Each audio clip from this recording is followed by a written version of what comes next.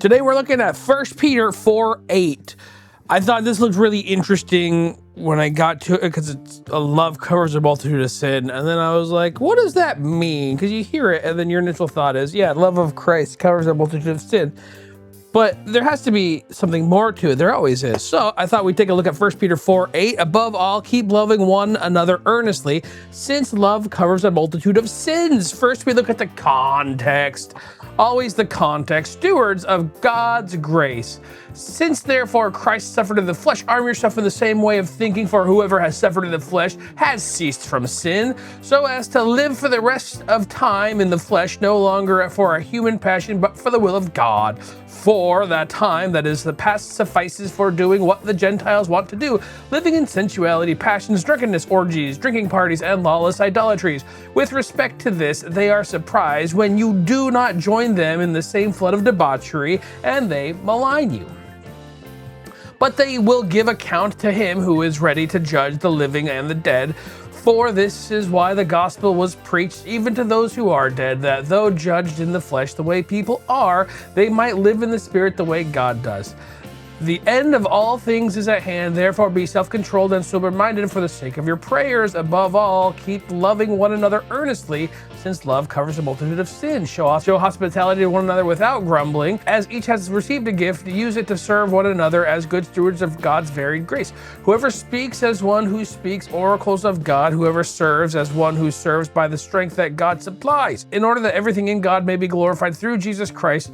To him be the glory and dominion forever and ever. Interesting. Christ suffered, so we are to deny our flesh. Yeah. Above all, meaning it's most important, above everything else, loving one another and how we live our lives, not, don't put others above God, obviously, but keep loving each other earnestly, because love covers a multitude of sin. Because if we love each other, then we are willing to overlook slights, or we are willing to work through slights. I would say is more accurate. We need to love everyone, and that's fact. That's based.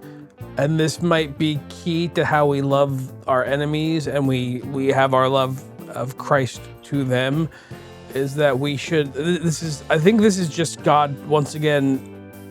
I can't tell if this verse is meant to be towards just believers or to everyone. I lean towards everyone, because we are supposed to love our enemies we're supposed to love enemies, right? We're supposed to love everybody, because in the end we are all sinners and we all need the same exact salvation that is offered in Christ Jesus.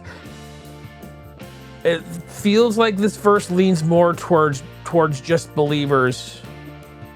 Like it's saying, in regards to believers, love them earnestly, because we're gonna make mistakes, we're gonna stumble, and we need to help each other.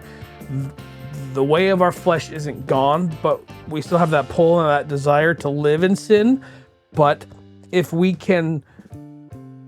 are dead to that sin, and we are trying now to live a better life, and we're going to do wrong, we're gonna stumble, we're gonna falter, so show each other love, grace, and kindness in that, is what I think.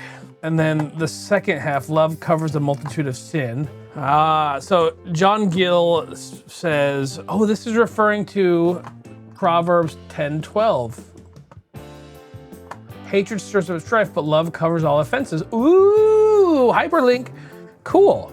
So this is referring to Proverbs 10:12. Hatred stirs up strife, love covers a multitude of sin. This verse seems to be telling us as Christians to love each other and be willing to forgive each other, because we're going to need it.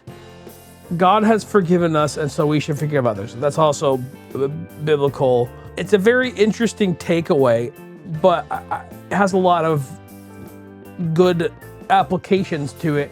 And we should forgive others, and we should love each other, and we should attempt to rectify and repair bridges and mend fences with each other, because we're all on the same side. We are in war with the enemy, and we need to band together and work together. And when a house divided itself cannot stand, right? Christ. So we need to repair relationships with fellow Christians so we can continue on serving our God, is what I feel like this means. I'm glad I looked at it. I wasn't fully sure as to where it was going to take us, but I'm glad that it took us here. I hope you got something out of this. If you did, or you got something that I didn't see, let me know in the comments below. And I'll see you next time. God bless and goodbye.